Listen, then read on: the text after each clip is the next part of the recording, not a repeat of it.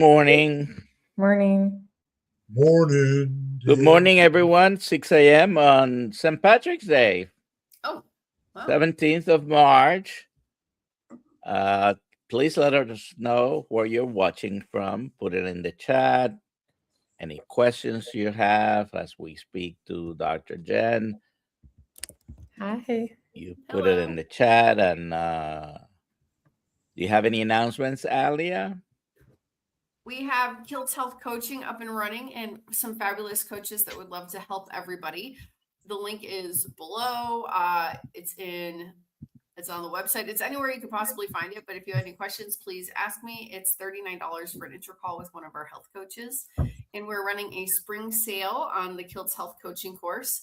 So if you have ever been interested in doing the Kiltz Health coaching course, now's a good time to start. And the discount is 25 off. There you go. That's what I got. Right. Oh, We're hashtag investing. for a t-shirt. There you Hashtag AMT for a t-shirt. All right. How are you doing, Dr. Kiltz? I am marvelous. Marvelous. A beautiful day in God's paradise. Jen, how are you doing today?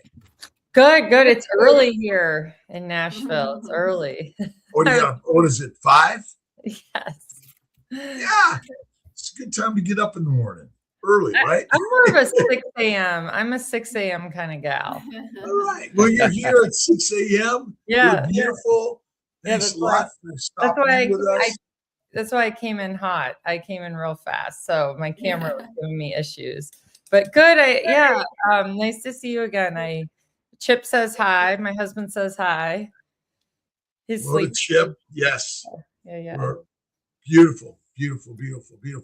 One of the things we have to get moving on, Dr. Nelson and Dahlia, or should we get right into Dr. Jen's story? Into it. Oh.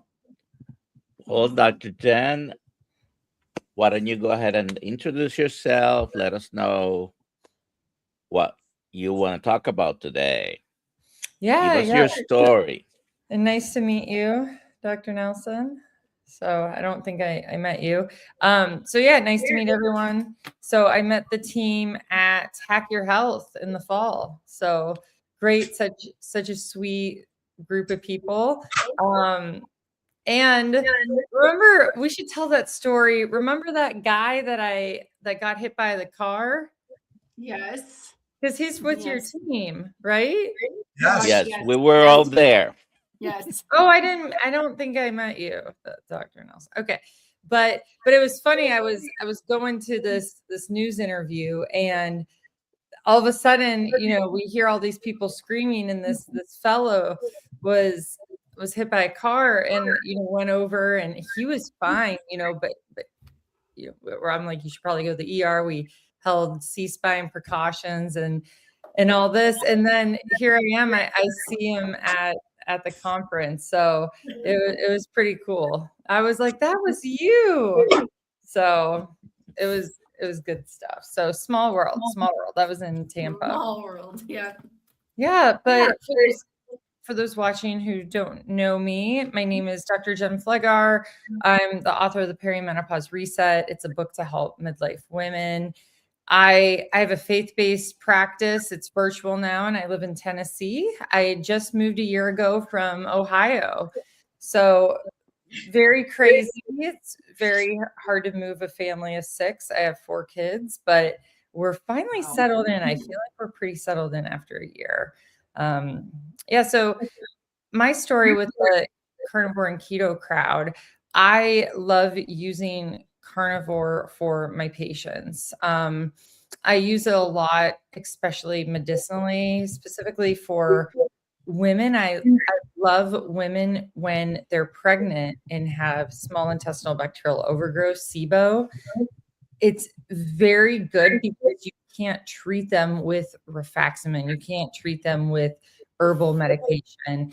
And, I had this one patient, I remember that had her on low dose naltrexone. We decided to stop that while she was pregnant. She had horrible eczema, histamine issues. And I'm like, well, and she got pregnant, which is amazing because she was healing already. And I'm like, well, let's do carnivore while you're pregnant. because really we can't do anything else, at this point. And I'm like, I know it's hard. I'm like, just give it a couple days, give it a week. And she did it for, I think, 2 months at that point, and everything cleared up. So it has such a healing ability when we take out processed food, gluten, oxalates, to just settle down inflammation. And now I do a lot of cycle syncing with patients with keto and carnivore for my women in perimenopause. And what this looks like is they do more of a keto carnivore lifestyle the first 2 weeks of their cycle, the follicular phase, where the body is going to be a little bit more resilient, can do better, maybe reducing calories, can do better with more stressful keto situations. And then I'll have them more cycle in the luteal phase, add in a few carbs if they feel like they need it. So I think that's really helpful with people, especially if they feel like they can't adhere, to carnivore keto all the time, or maybe cycling in some carbs and stuff. I know that's more controversial, but that is what I'm more doing in the perimenopause space, where these women are just a little bit more not as resilient, more stressed. Sometimes that's a little bit more helpful. I don't know. What do you think about that, Dr. Kiltz? Do you ever see that? Well, I try to imagine us 50,000 years ago. Mm-hmm. And someone saying, well, I'm at this time of my cycle. I need the plants, or I need animals. And I think ultimately what I found is the carnivore lifestyle is like one of the most masterful concepts we can do for all of us at all of all life cycle times. And we're omnivores. We can eat some plants. Right. And the need part is, well, because we like them. They make us feel good. But I would say that the carnivore fatty meat, rare to raw, ultimately is best. And we're meant to get fat because fat is the only fuel and building block for a baby in our bodies. And basically we're poisoned by plants and the complexity of science. I call it scientism, the petri dish science. That really the reset you're talking about is carnivore is the simplicity of all of it. And we have feelings and we have needs and wants, but 50,000 years ago, there wasn't a cupboard, a delivery service, a freezer or refrigerator for all this stuff, was there? Right. And, I honestly think a lot of women right now in midlife, when did we all grow up? So, because I'm midlife, right now, we grew up in the low fat craze. Remember that? Yeah. I mean, I remember in high school, going into undergrad medical school, that we were all being told fat was bad. You get fat, eating fat. Everything was low fat. And then, low fat 100-calorie packs became popular there. So I also think that women are, specifically women, because I feel like men can have an easier time doing carnivore from what I've seen, with my patients. And for women, it's a mental thing too, because we are so just, basically imprinted with the fact that fat is bad. So I think really talking to women about how fat is good. That's one thing, yes, have butter, have fat, have the protein, eat the animal stuff. Oh yeah, someone said, I remember my mom buying SnackWell vanilla wafer cookies, low fat, thinking how healthy they were. Yes, that is such a good thing. That's the thing when you're the weird one where you're eating a beef stick, you're eating a hard-boiled egg. I'll bring these things on trips on planes, and people look at you like you're weird, and they're having, even these healthy protein bars that have soy protein in them.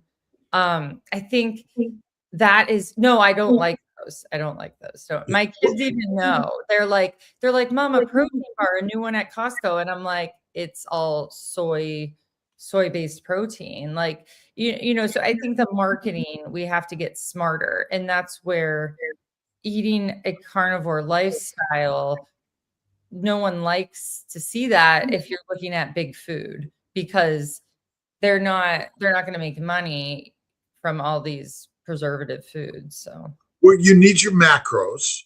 yes. And you need to measure. And you said faith-based. Did you say fat-based or faith-based?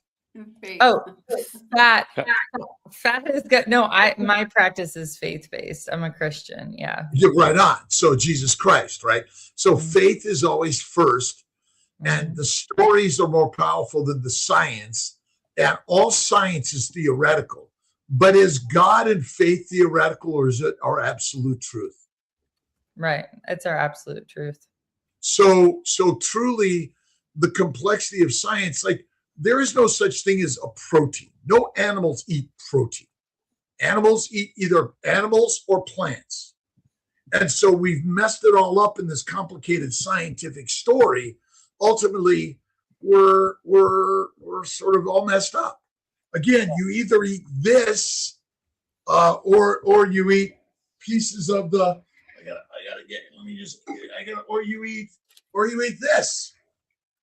And so ultimately, every cell of every animal and plant contains sugars, amino acids, and fats. The one thing this does not contain, and this contains poisons, this does not. And I think that's kind of what our basic story is, why carnivore, because the birth control pill is made from this.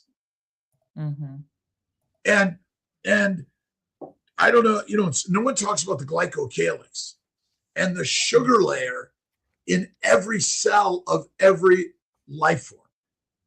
And we made it complicated because, so faith, I always say faith is number one. I don't care what you eat. And tell us a little bit about the spiritual nature of the stories in the reset. Yeah. So in the Perimenopause Reset, my book, one thing that I think is missing, that I personally think is missing from medicine, even like functional medicine, conventional medicine, integrative medicine, all of it, is talking about the faith component, talking about spiritual warfare, talking about, what we expose ourselves to on the daily. And, we talk about detox a lot in the functional world. It's kind of trendy. Everyone wants to detox, right? Detox from everything. Well, we don't detox from, movies we watch or music we listen to. And one challenge I have for people is pay attention to the music you're listening to. If you're listening to secular music, that is seeping into your soul, seeping into your bones. I mean, my husband, Chip, he used to have the regular radio on, right? Like a couple of years ago. And, I'm like, you can't listen to that with our kids in the car. Like, actually listen to the lyrics, of the popular Taylor Swift and Cardi B. Like, actually listening to the lyrics will really give you a heart check. And it's kind of scary what they can get in there, talking bad about women, over sexualizing things, just all this crazy stuff. And it's not filling you up. If we are what we are what we eat, we are what we expose ourselves to. So that is a concern where we're not paying enough attention to what our mind is absorbing. And you can think about it. Like, I remember watching scary movies as a kid. Just my parents didn't know they let me watch them. And that still affects you. I remember watching Gremlins and Chucky and all of that, right? And I remember I used to, walk around and you're looking, by the tree or the bush, and is like, is someone going to jump out and hurt me, right? We shouldn't be patterned. So music, movies, that's an easy thing to just detox yourself from. Making sure you're reading things that are good. Are you doom scrolling and watching shorts all day? Yes, there's a good book. Yeah. Or are you are you reading things that are going to fill you up? And I think especially now with so much going on in our world, that relying on, you know, the Bible and scripture to give you peace. So it's really about peace too.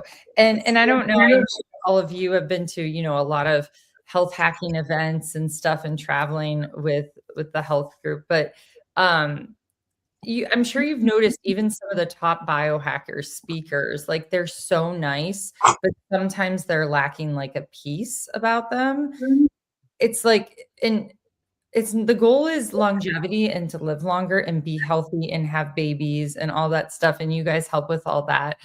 But, you know, what about our eternal health and happiness? So that's why stepping out and talking about my faith is and being a Christian is very important to me, because I love everyone out there and I want to hang out with them forever. So so that's another part of the book, is that I do go into the hard stuff.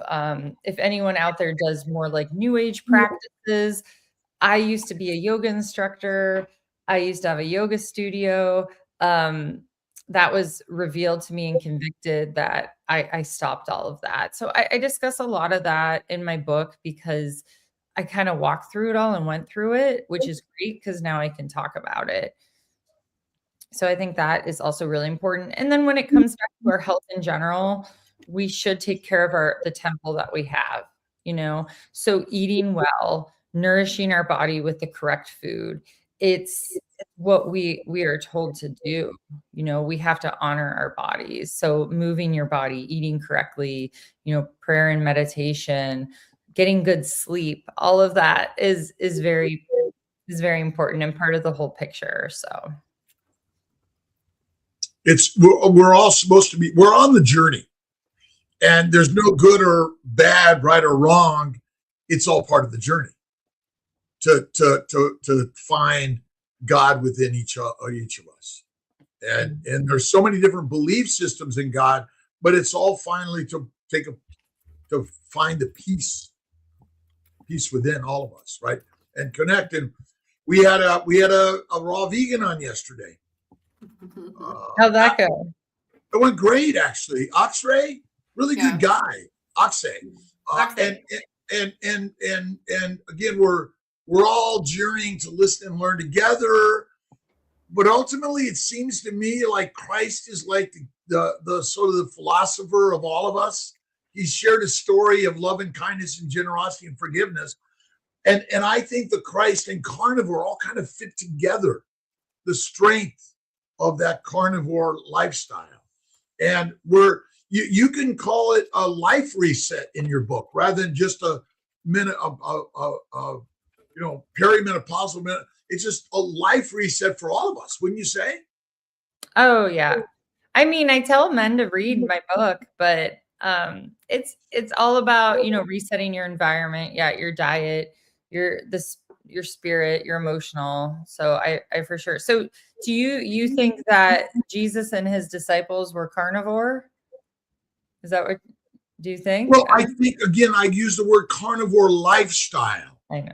Again, we're in an environment, and I would say that we evolved as lions, but and I think that Christ and his disciples, we're all living in the same world we live in, with lots of opposites and lots of hards and lots of things that distract us.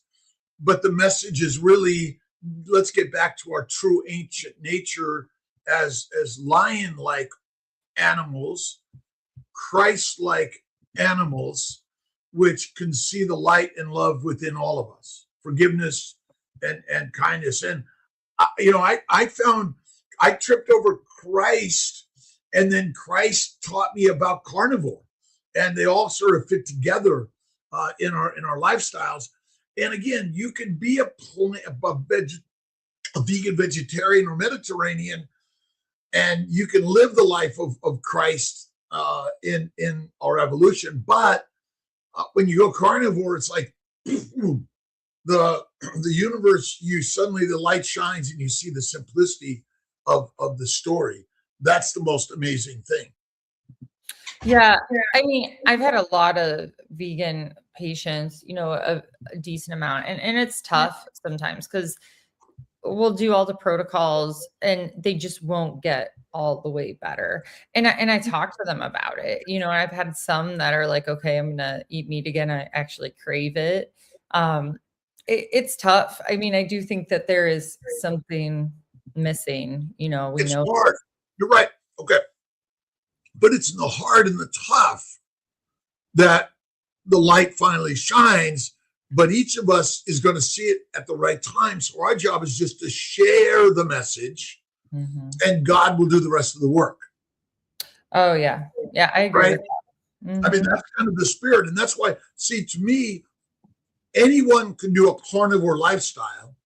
If you're a plant eater, eat plants less frequently, cook them well, add the animal fat. Although in the moment of a vegan, okay, some coconut oil or olive oil or hemp seed oil, but those are not truly fats. Those are industrial oils that are not complete in what God gave us. Yeah. I'll be right back, everyone. Give me a minute. Be right back. Dr. Jen, where can we find your book?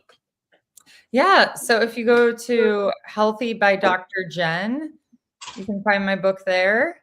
And and lots of other good stuff and blogs and everything. So, and I'm on Instagram at Integrative Doctor Mom and YouTube. Trying to do more YouTube. Yep, there it is.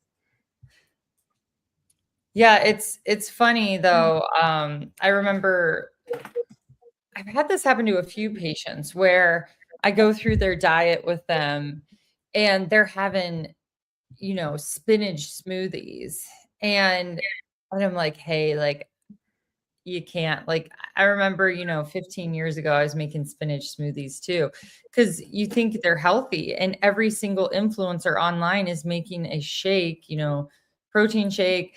It's fine if it's whey. I like whey protein, but they're shoving spinach in there and it has so many oxalates in it. And so many of my patients, because they're coming to me because they're not feeling, 100%, they might have candida or mold. So then they are ramping up their own oxalates. And I'm like, whew, I think that's hard, and what Dr. Kiltz was saying, like, sometimes people aren't ready to see it. They're not ready to hear it.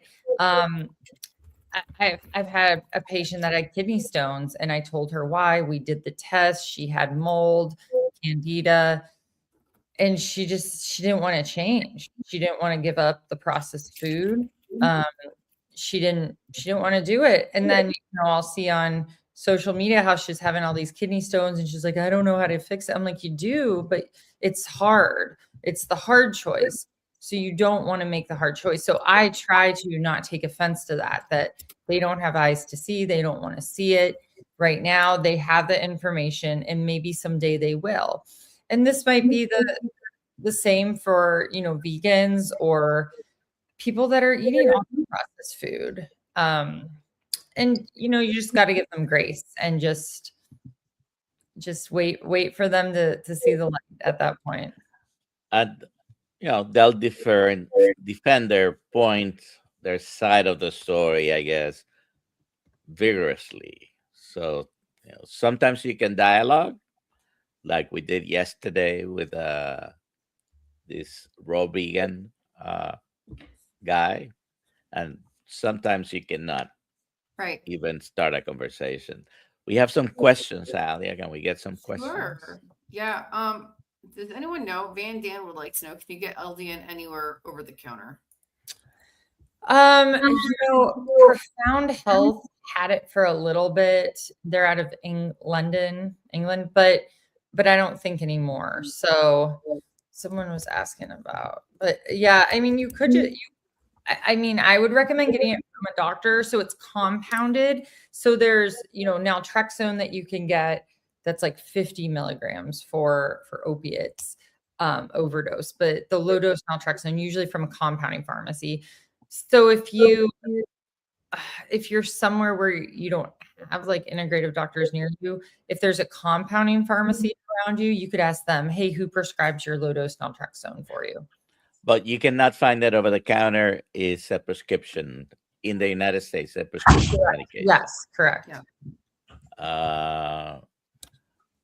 You were Next talking. question. I didn't want to interrupt, so You want to ask it? sure, go ahead and read it. This What's the viewer. biggest misconception other doctors have about women eating a high-fat, meat-based diet? The misconception other doctors. Oh man, there's this cardiologist in Toledo, and he's so sweet.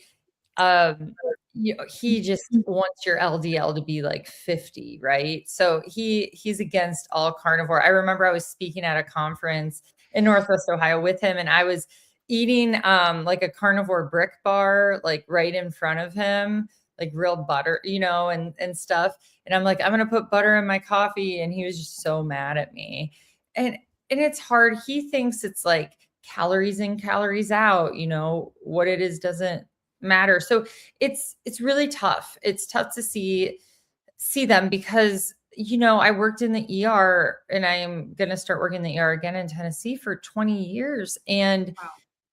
It's all about disease management. It's not about disease reversal. So I don't know if they don't care. People are like, oh, they're all paid off by big drug companies. It's not like that anymore. It's just we're groomed in medical school and trained to just have pills be the answer and not diet. So honestly, I don't think that they've even looked at the study. They don't understand what insulin is in high insulin states, how to bring it down. They just don't get it. So, I explained to them the data, how much nutrition matters, especially with women, PCOS, infertility, all these things. We have to have stable blood sugars, and processed food just doesn't do it. You put on a continuous glucose monitor and you can see. Dr. Kiltz. We went into medicine because we looked at the science and all these things as the healer and helper. And we're taught that fat is bad and being skinny is good. And that's the false nature of the story. And our job is to go and teach and share the wisdom and the words why fatty meat and being fat is actually healing and healthy. And ultimately, the stable glucose, that's not what we want. And I'll tell you why.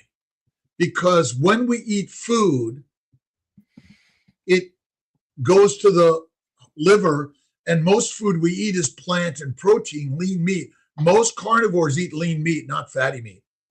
Because when they cook it, it renders the fat. It's all gone. It's all lean, and it's glycated, which proteins convert to sugar in the liver, and insulin converts them to fat in the liver. And so glucose goes up, and amino acids go up, and insulin goes up in order to convert those things to fat. That's the nature of the story. The problem is we're grazers. And I even see carnivores that eat 3 meals a day.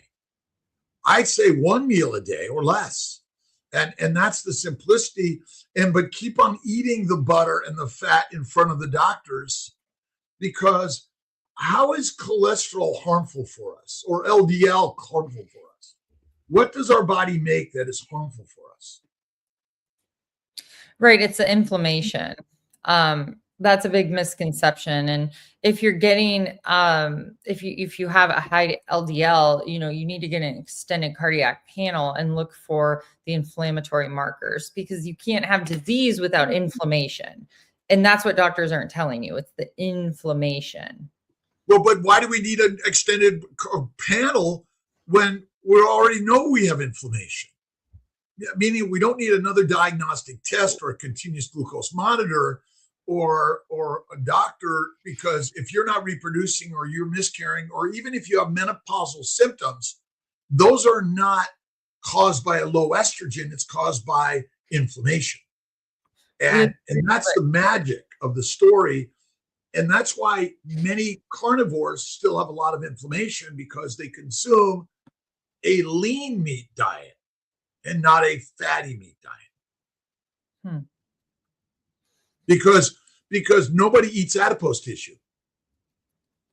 Straight raw adipose tissue, which is the fat on a woman's body and a man's body. And I say men and women are identical in so many ways. There's not one good or bad or right or wrong, but ultimately the physiology and the biochemistry is identical. The difference is what God gave us. Men make sperm, women make eggs. Women contain the vessel to carry the baby and life, and we've trashed it. We're in a continuous amusement park.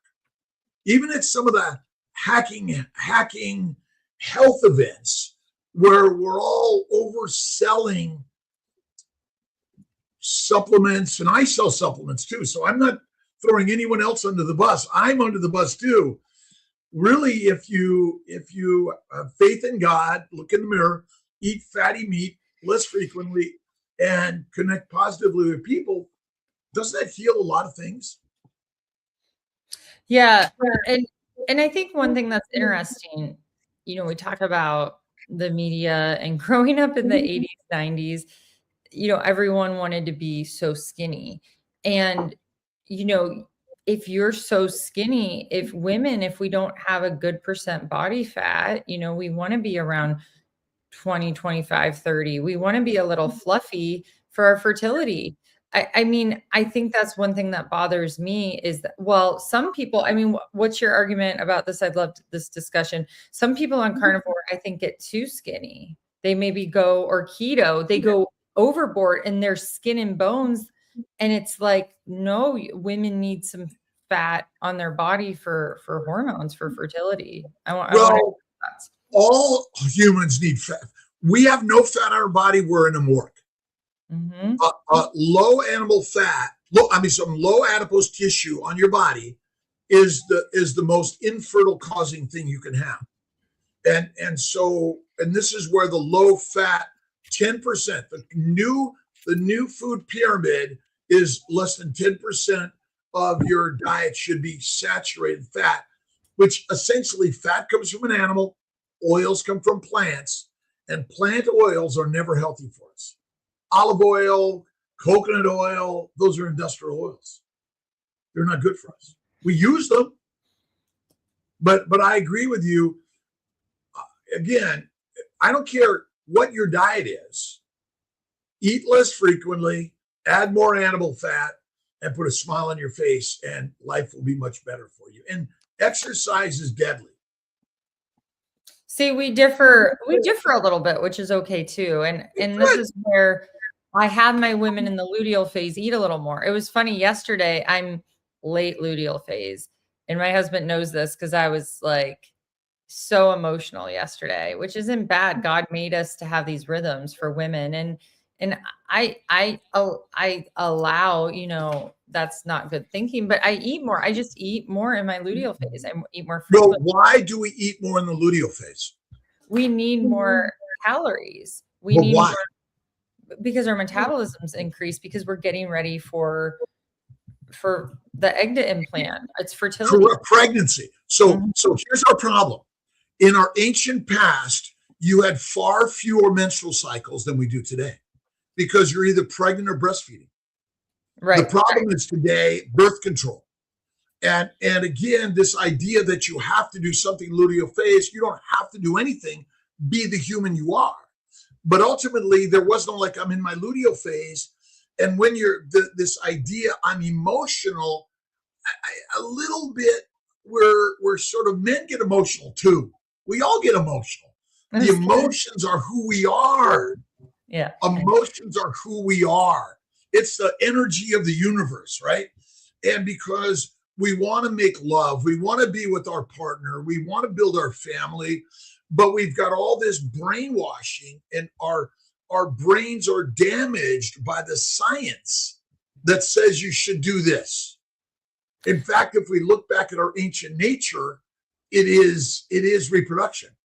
But remember, we want to have sex in our teens and early 20s, but we're told, protect yourself, don't do it, get ready for some later date, which is a deadly advice for most of us.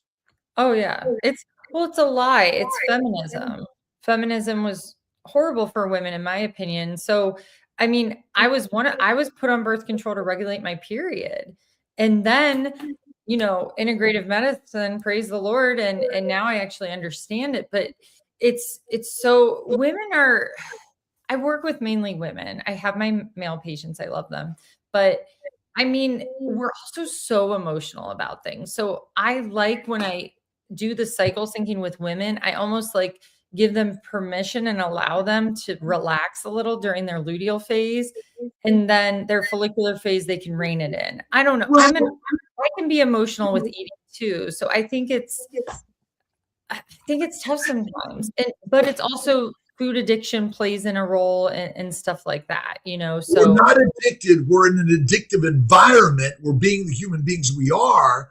And so I always claim it. Remember, as you think, so shall ye be. I am healthy and well. Oh my God, I had some chocolate or ice cream. Who cares? Or a French fry. Don't lose your shirt over it. Right. I think you're right. Again, we are all emotional. We just emulate it differently. And ultimately, the carnivore lifestyle is like fatty meat, rare to raw, is like the healthiest thing you can do. It's like amazing. Well, you guys will laugh at this. So it's funny because, gosh, this just happened 2 days ago. And, I was eating this giant ribeye at dinner with butter on it. And my 18-year-old, she just turned 18, which is crazy. She's like, Mom, remember when you never would eat a ribeye? I used to hate ribeye because it was too fatty. But the thing is, once you start eating fat and you're not scared of it, you crave fat. So I really think that was interesting over the last 5 years for me when I started really eating more. Well, everyone's now talking about protein, which is the biggest BS in the world. These are cells of an animal. And every cell of every plant, every cell of every animal contains glycans, protein, amino acids, and fatty acids, and all the minerals and vitamins. The problem is it's lean meat, which is basically a low-fat diet, which is the biggest killer of the world now. Because the scientism is like we hunted, we killed, we ate. We feasted, we fed, and we reproduced. Where our brain is like, the simplicity of the fat is so critical. And you're right. When I don't care if you're afraid of fat or not, eat it. And you go like, oh my God. And men do not want skinny women. That's the lie. That's true. And women want curves. They're moving their fat from their belly to their butts and their boobs. Why do they do that? Because they know what attracts a man. And being skinny is psychologically damaging, but you're damaged because of a low-fat diet. Right. The plants and the proteins glycate. Glycation gets the liver first, which causes insulin resistance. And then it overspills into the brain and every organ system of our body. And the microbes in the gut are deadly. The probiotics are the worst concept in the universe. Okay. Well, I don't know. I don't know about that. I do think we need some good gut bugs in there. So you don't like Akkermansia? Okay. Let me ask you something. Which bug do you want in your uterus or in your ovaries or in your brain? Well, that's the point. We want to keep it where God designed in our gut, in the area. Right on. Okay. Microbes are everywhere. Would you agree? Yeah. You can sterilize everything in moments. They will be back again. You will never kill them all. But our environment and our brain is different from our gut. But we've created a scientism that's convinced you that Akkermansias is the beauty of the universe. Could Akkermansias get in your bloodstream and cause sepsis and kill you? You better believe it can. Every good bug could be a bad bug. again, I'm a scientist. I know the scientism of the world. And snake oil science is selling us another pill and another concept that ultimately the protein and the sugars from every plant and every animal feed the microbes. The microbes that must be fed on something, they make alcohol, aldehydes, heat gas, and methane. When the microbes proliferate, they crawl up the esophagus and out the rectum. They also crawl up into the liver, the gallbladder, and the pancreas through the ducts. And so the leading cause of disease in colon cancer and esophagitis and cervical cancer are the microbes that are everywhere due to a low-fat plant protein-based diet. And again, I'm not saying they're not there, but to claim the federal agents are always good in America is a lie. But remember, our job is to question everything, even the ideas that we think are true. And when I figured out the microbes are everywhere, when you eat a high animal fat diet, what does that do to the microbes in the gut? They change. They die. Mm-hmm. They don't grow on the fat. That's why butter eaten and fat eaten reduces the microbial growth. It doesn't make it zero because you can't live in a sterile environment. It doesn't exist. And again, we're all conflicted in this world of science. But what about this, right? You cannot live in a sterile environment. It's impossible because even in the operating room, we pour betadine over everything. You cannot kill them all. Mm. Yeah. And the microbes cause endometriosis and polycystic ovarian syndrome because they crawl out the rectum anus or they go right through the bowel epithelium and they go and they damage the uterus, cervix, vagina, tubes, ovaries. And the plants contain phytoestrogens, androgens, and progestins. Mm-hmm. Right. But the problem, the reason the ribeye is the best, and this, again, the problem is remember all the fat that was on the animal that they cut away and threw away? As a hunter, we ate it, didn't we? But most of our food is missing the fat. And I've already cut the fat and eaten most of it raw, but it's just sort of a story of, we've made fat the foe. Mm-hmm. When actually adipose tissue is the reason we're even alive. Mm-hmm. And getting fat is not pathologic, it's biologic. Hmm. Dr. Kiltz, we got a ton of questions. Oh yeah. Go ahead, Jen. Do you want to say something, Dr. Jen, and then I'll start the questions? Oh, I just was going to go down the rabbit hole of exercise, but let's hit up questions. Oh, this is one for me. Have you seen improvements, women's cycles, endometriosis, PCOS, anything else with a carnivore protocol? Yeah, I mean, I don't always do strict carnivore with patients. Sometimes it's therapeutic, sometimes more we do cycle syncing where I have them do carnivore for shorter times possibly. But yes, because I follow their continuous glucose monitors. I see that help with PCOS. I do use supplements with PCOS to also help. And we help with root cause issues. If they're living in a moldy environment, if they have trauma that's not resolved. So we look at other things. And I know a lot of people are asking questions. I was looking at the chat, the comments on the side about low-dose naltrexone. Low-dose naltrexone, really helpful for fertility. And that is something that I also will use for patients with autoimmunity, chronic inflammation, fibromyalgia, while we're working on root cause. And Sometimes I will have patients stay on LDN if they've had a cancer diagnosis. One of my mentors is even saying 1 milligram of LDN continuously. If you've had breast cancer, just to stay on that. So, a lot of different things out there for LDN, and we don't hear about it in the news because it's cheap, it's safe. We have pregnant women on 50 milligrams twice a day. There was a large study out of Ireland and about hundreds and hundreds of people using, LDN and following them for a while and no side effects at high doses using naltrexone. So Bill Boyle wrote a lot of the work, did the work in Ireland. We've been using it for 20 years. Yeah. We think we use it for all our infertile patients.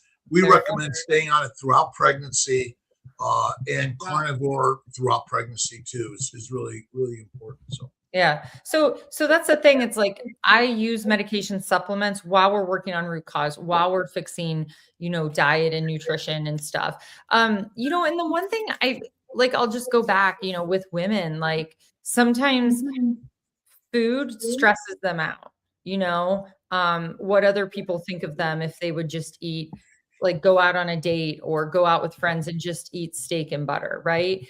And this is the thing, we do need to educate people when we're in those situations. When I would just like gnaw on some butter, my parents know when I visit them to always have like some grass-fed butter for me, because otherwise I joke around that, I can't eat this white looking butter, So I think just educating people too on nutrition is important to kind of break past those barriers that people have. And then someone's talking about their plant-based diet and they had to rely on IUI. I think also too, right now with infertility, from my standpoint, what I see, we're putting women on birth control, which we know contributes to infertility. And then we're not eating nutritious food. And then we're also telling women, go get a job and work and don't have kids when you're young. And now IVF is being covered, by insurances. And now we're paying with our tax dollars for IVF. So I think it's hard because we're not talking about how to prevent infertility at first. And fertility is a vital sign. So I just get really frustrated because, like I said earlier, I was put on birth control to regulate my period in high school, and I was not having sex in high school. And birth control should not be a medication to regulate period. That should be, kind of illegal in my standpoint, because it's just causing problems downstream. Well, many people utilize IVF. We're really working to help them naturally conceive and get pregnant.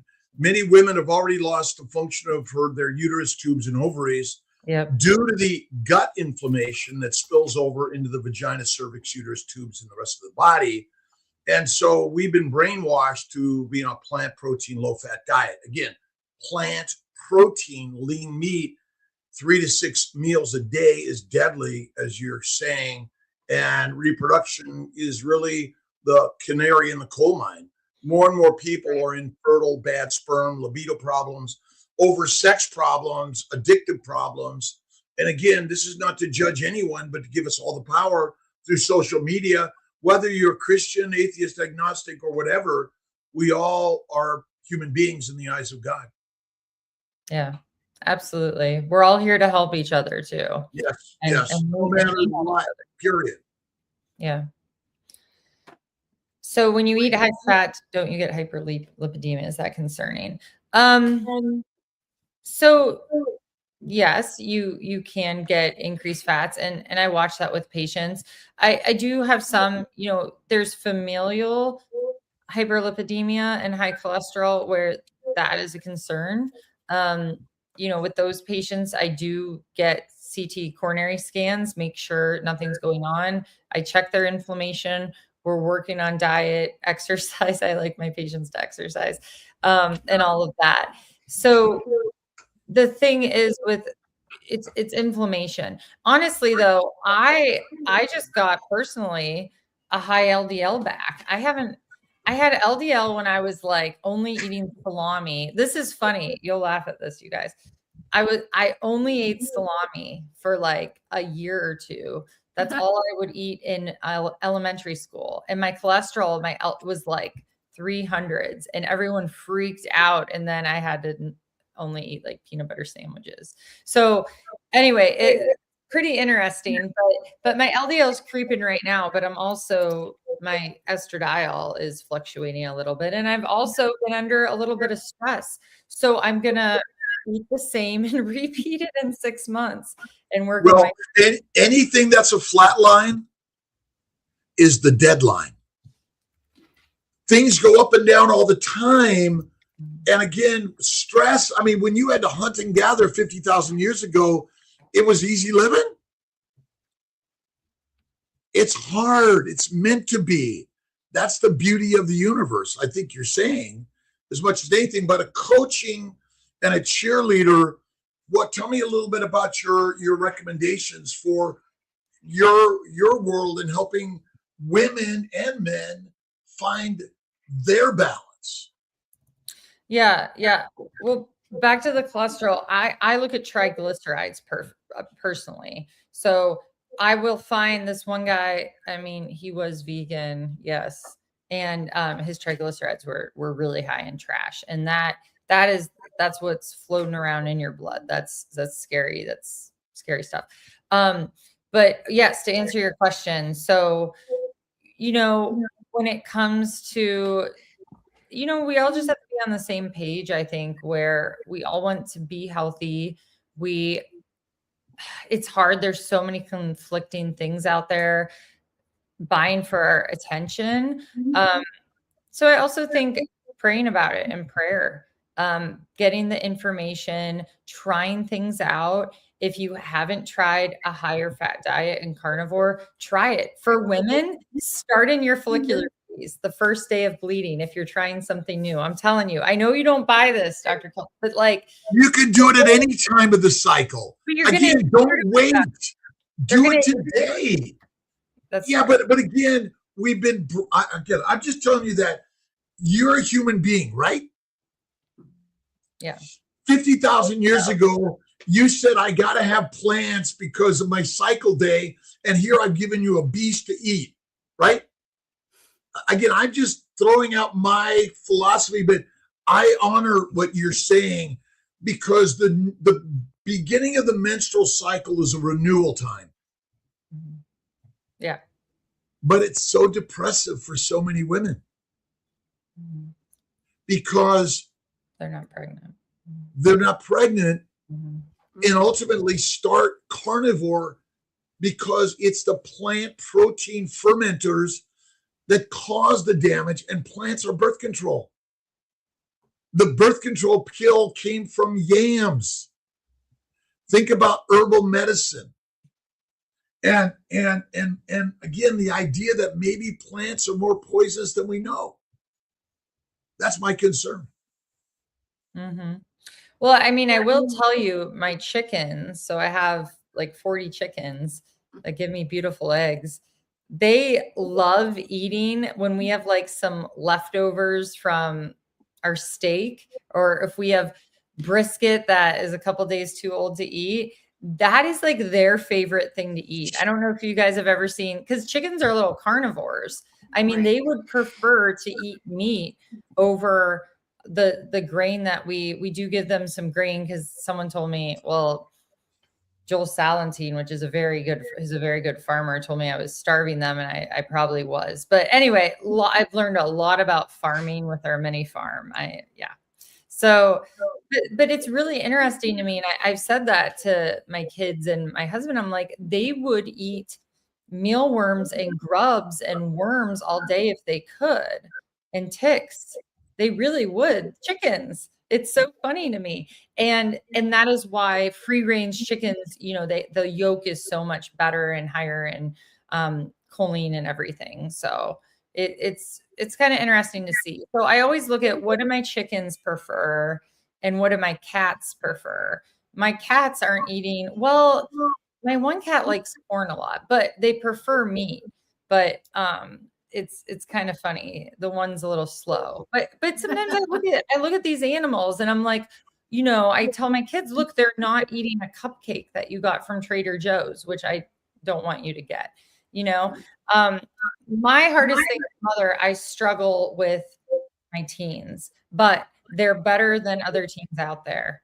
I don't know if anyone has carnivore kids or more carnivore based kids. I mean, share your secrets. I think that's one thing that I think is tough. So, we try the best with our kids, and you struggle get or get the food out of the house. Just get it out of the house. What ages are your kids? 7 and 9. There you go. Bingo. Wait till they're teens. Sorry. I know, but some people do good, but yeah, for me as a mother, someone said bet chickens love sardines. I've never tried that. They will eat you. They're again, they wouldn't eat me. I feed them. Well, they would eat any of us upon our death. Because we are simply food or fertilizer for some other organism. Right. Even if you're alive, just lay there for a while. And yes, they'll peck on you, right? They do actually go after my toes all the time. They're looking for a break in the skin. Oh, wow. I mean, my cows though, my cows wouldn't eat me. So that's good. All right. What's are any last questions while we get to go ahead and hit that, Alia, and look for any last questions. You guys have such a great crew here. The chat's like awesome. Oh yeah, we got good stuff. Yeah. Okay, I can't pronounce this. Guila. Winner.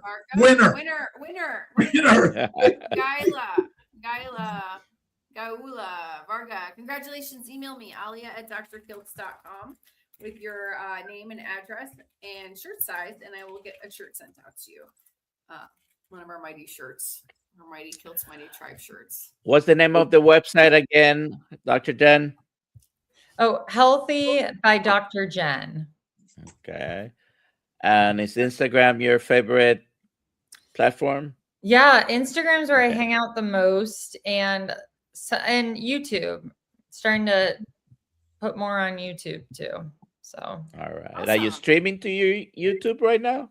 I'm trying to. I didn't. Let's do it. Let's do it. Maybe here. No, it says I have to log in. I don't want to mess it up. Shoot. Okay. Next time. We love this, Dr. Jen. Sharing ideas, supporting women and men, healing humanity, which is so important.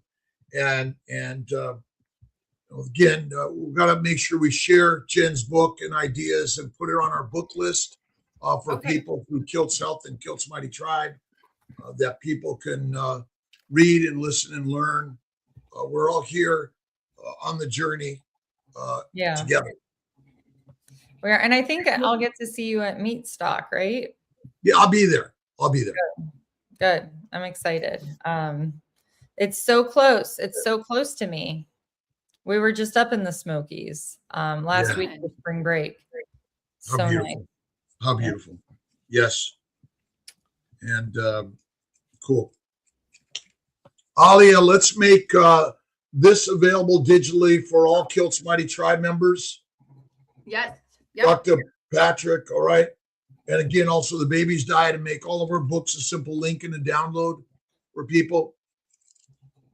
Absolutely. I think the more we share the message and we inspire each other, that's what this is. And we all have different opinions. Woo, okay. Right? Good. Yeah. Yes, it's very good. Iron sharpens iron. Right on. Mm-hmm. Love it. We're gonna talk about plant toxins at 3 p.m. That's a pretty nice. Oh yeah, it is. This is one of my birthday gifts from my friend Patrick, who got me the knife. Dr. Kiltz, I'm hitting end live stream. What? I'm hitting the end button. It's done. All right. Love y'all. Have a great day.